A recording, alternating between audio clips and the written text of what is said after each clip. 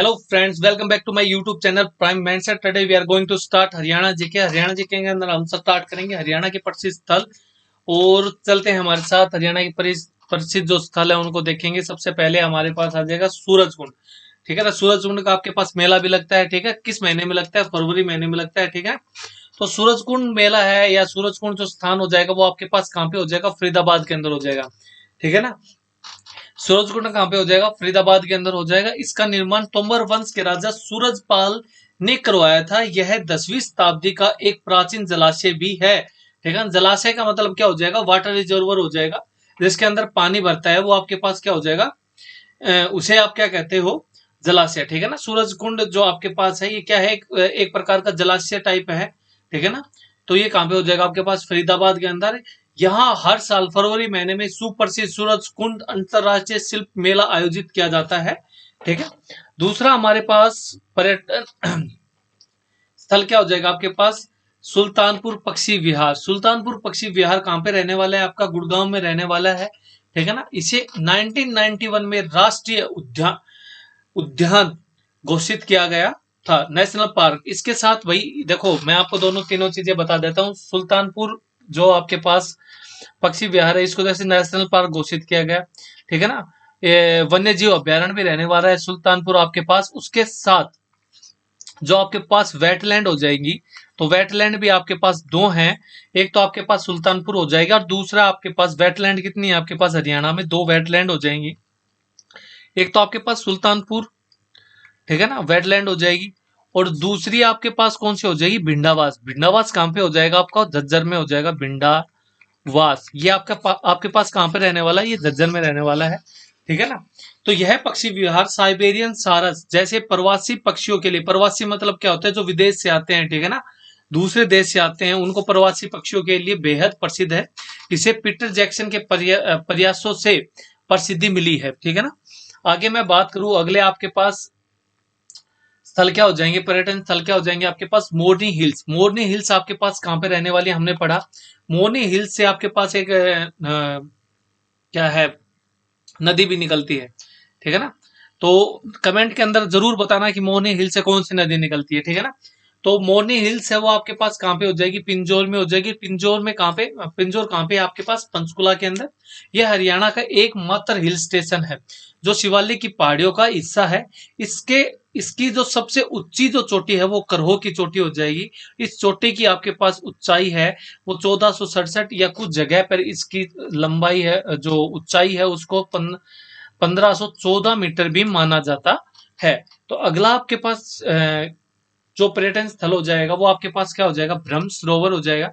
ब्रह्म सरोवर आपके पास कहां पे रहने वाला है? कुरुक्षेत्र के अंदर रहने वाला है ब्रह्म सरोवर। माना जाता है कि इस पवित्र सरोवर का निर्माण स्वयं भगवान ब्रह्मा ने किया था। ठीक है ना, कि कुछ लोगों का या कुछ जो किताबें हैं उनका मानना यह है कि जो आपके पास ब्रह्म सरोवर है इसका जो निर्माण है खुद भगवान विष्णु, भगवान ब्रह्मा के द्वारा इसका निर्माण किया गया था। ठीक है ना, तो इसका भाई उल्लेख भी मिला है। अलबरूनी की प्रसिद्ध किताब किताब उल हिंद में इस सरोवर का उल्लेख मिलता है। यह एशिया का सबसे बड़ा मानव निर्मित पक्का तालाब है। ठीक है ना, मतलब मानव निर्मित, जैसे एक तो खुद बन जाते हैं, ठीक है ना, और ये क्या है? ब्रह्म सरोवर ये इंसानों के द्वारा, ठीक है ना, मैन मेड है। ठीक है ना, मैन मेड हो जाएगा ये। तो ये आपके पास मानव निर्मित पक्का तालाब हो जाएगा, एशिया का सबसे बड़ा। अगले चलते हैं भाई, अगला आपके पास क्या जाएगा? काला अम्ब। अम्ब आ रहा है तो इसका मतलब क्या हो गया? अब ये कहां पे हो गया? काला अम्ब नामक स्थान कहां पे हो जाएगा? पानीपत में हो जाएगा। ठीक है ना, इस इतिहास में काला अम्ब मुख्य रूप से पानीपत में स्थित है, जो पानीपत की तीसरी लड़ाई 1961 में मराठा और अहमद शाह अब्दाली का युद्ध स्थल है। यहाँ एक वॉर मेमोरियल भी बनाया गया है। क्या कह रहा है कि जो कालाअंब है, कालाअंब कहां पे रहने वाला? आपका पानीपत में रहने वाला है। ठीक है ना, जो पानीपत की तीसरी लड़ाई हुई वो कहां पे हुई? कालाअंब नामक स्थान पे हुई। ठीक है ना, 1930। अब देखो क्वेश्चन तो ये भी है, पानीपत की तीसरी लड़ाई कब हुई? पानीपत की तीसरी लड़ाई 1961 में।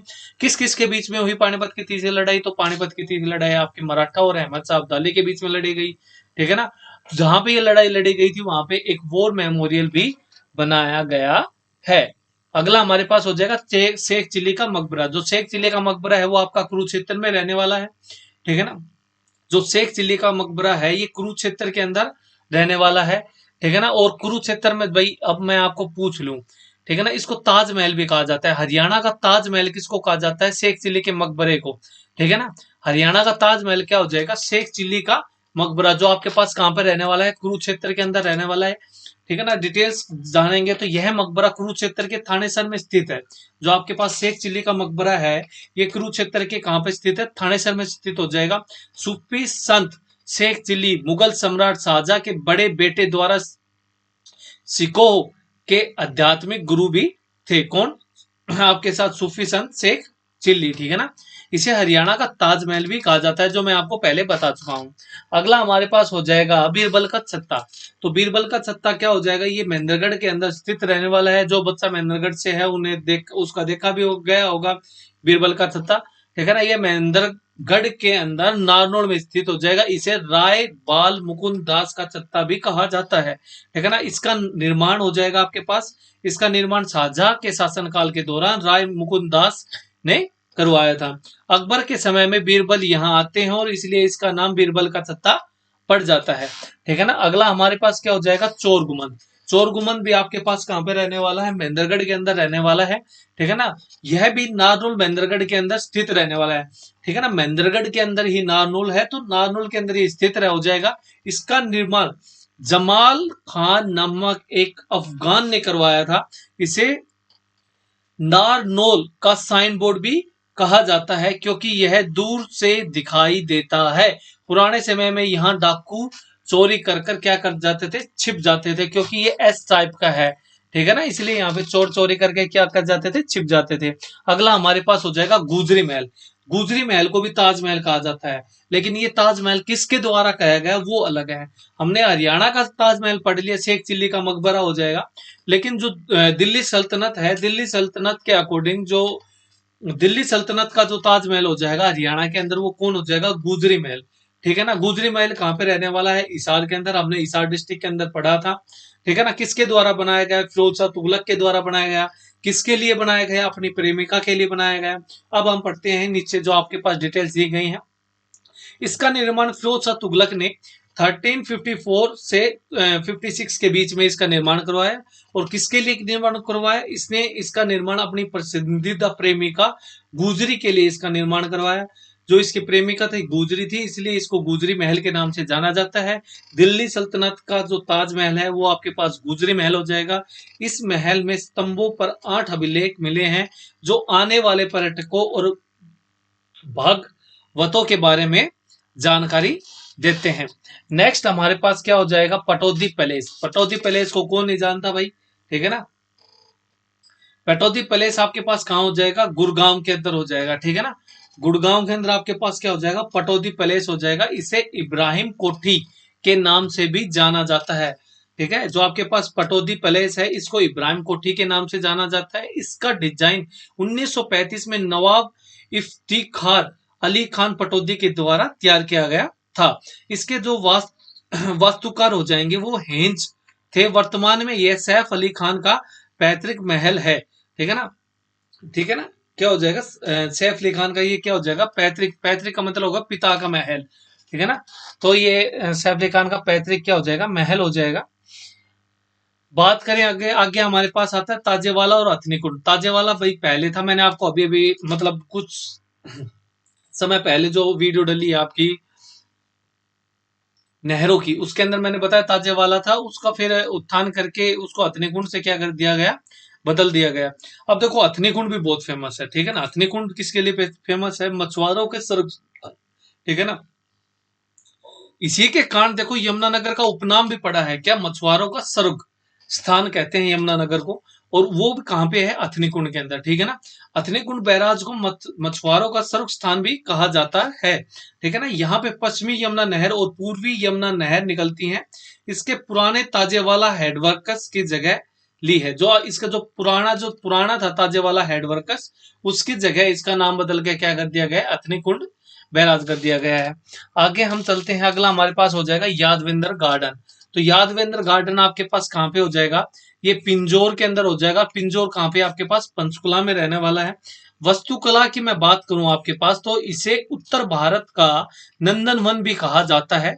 इसका निर्माण पटियाला के राजा यादवेंद्र की याद में और डिजाइन मुगल नवाब फिदई खान द्वारा करवाया गया था।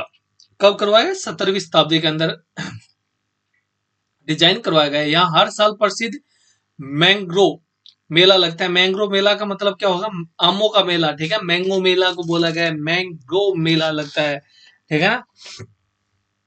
आगे हम बात करें डोसी की पहाड़ी। डोसी की पहाड़ी आपके पास नारनौल महेंद्रगढ़ के अंदर रहने वाली है, ठीक है ना। नारनौल महेंद्रगढ़ में रहने वाली है। धार्मिक महत्व है इसका, ठीक है ना। यह एक मर्त ज्वालामुखी है। वोल्केनो ज्वालामुखी का मतलब पहले था यहाँ पे और अब क्या हो गया? समाप्त हो चुका है। यह स्थल चवन ऋषि की तपोभूमि के रूप में प्रसिद्ध है। कि जो चवन ऋषि चंपरास का है ना, उसमें जो चंपरास, वो चवन यही है। इन्हीं के द्वारा सबसे पहले चवनप्राश बनाया गया था, ठीक है ना। ओहो, नीचे लिखा भी यहाँ चंपरास इन्हीं के द्वारा यहीं पर ही चंपरास की क्या की गई थी? खोज की गई थी। और इस स्थान को आप चवन ऋषि की तपोस्थली भी कहते हैं, ठीक है ना। तो उपनाम में भी पूछा जाता है कि महेंद्रगढ़ का जो उपनाम है वो आप बोल सकते हो। जो आपके पास क्या हो जाएगा? चवन ऋषि की तपोस्थली भी हो जाएगी। उसके बाद मैं बात करूं करण झील। कैसे करण और कैसे करनाल, ठीक है ना। करण झील आपकी रहने वाली है करनाल के अंदर। इस झील का नाम महाभारत के महादानी राजा करण के नाम पर रखा गया था।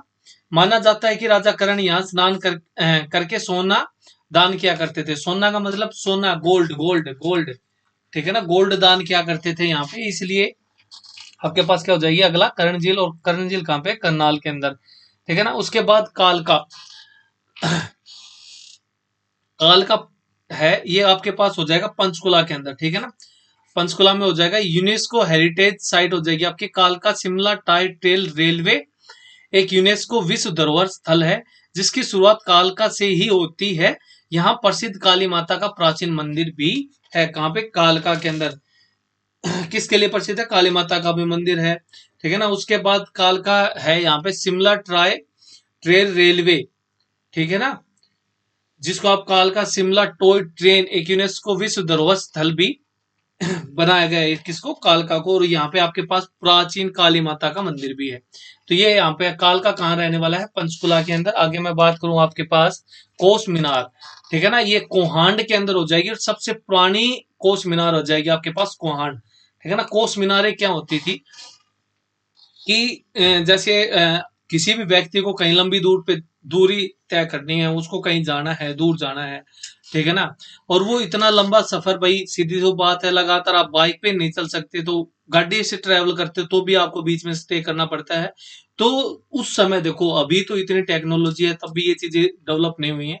उस समय की बात है, तब राजा महाराजाओं ने भी इस चीज को मद्देनजर रखा, ठीक है ना।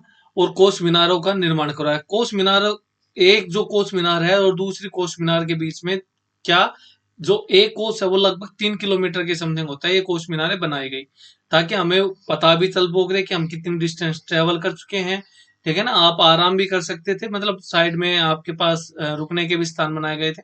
इसका निर्माण शेरशाह सूरी ने ग्रैंड ट्रक रोड पर दूरी मापने के लिए करवाया था।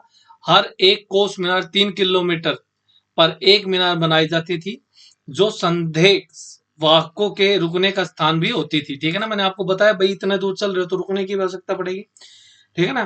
तो उनको पता लग जाता था कि अब इतना ट्रेवल कर चुके हैं, अब यहाँ पे हम आराम कर सकते हैं, ठीक है ना। उनके लिए बनाई गई थी, उनको बताती थी भाई आप इतना ट्रेवल कर चुके हो।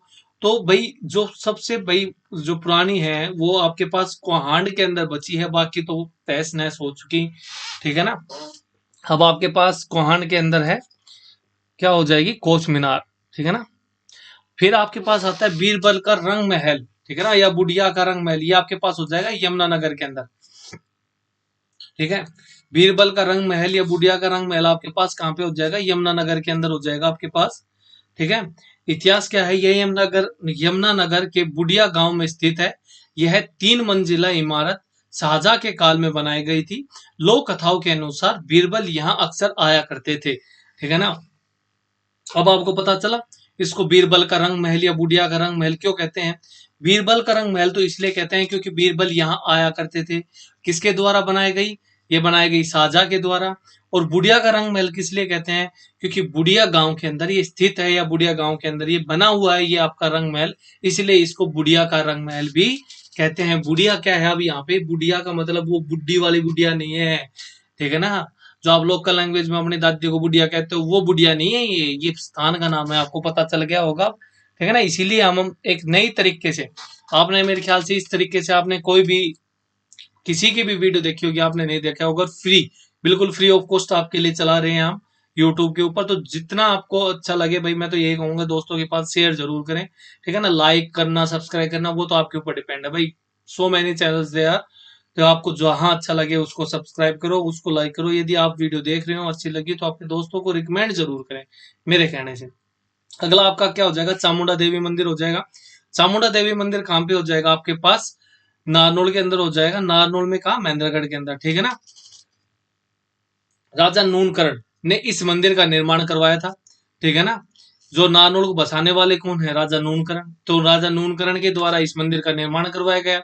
जो चामुंडा माता के परम भक्त थे, कौन? राजा नूनकरण है, वो चामुंडा माता के क्या थे? परम भगत थे। मुगल काल में इसे नष्ट करने की कोशिश की गई, लेकिन आज भी भक्तों की आस्था का केंद्र बना हुआ है चामुंडा देवी मंदिर, नारनौल महेंद्रगढ़ के अंदर, ठीक है ना? अगला स्थान हम देखेंगे आपके पास, तो भाई यहाँ पे हमारे स्थान होते हैं कंप्लीट। ये आपके पास लास्ट स्थान था। वीडियो कैसी लगी? वीडियो अच्छी लगी तो लाइक शेयर एंड सब्सक्राइब जरूर करें। Thank you, have a nice day. Like share and subscribe. जय श्री राम, जय महाकाल दोस्तों, धन्यवाद।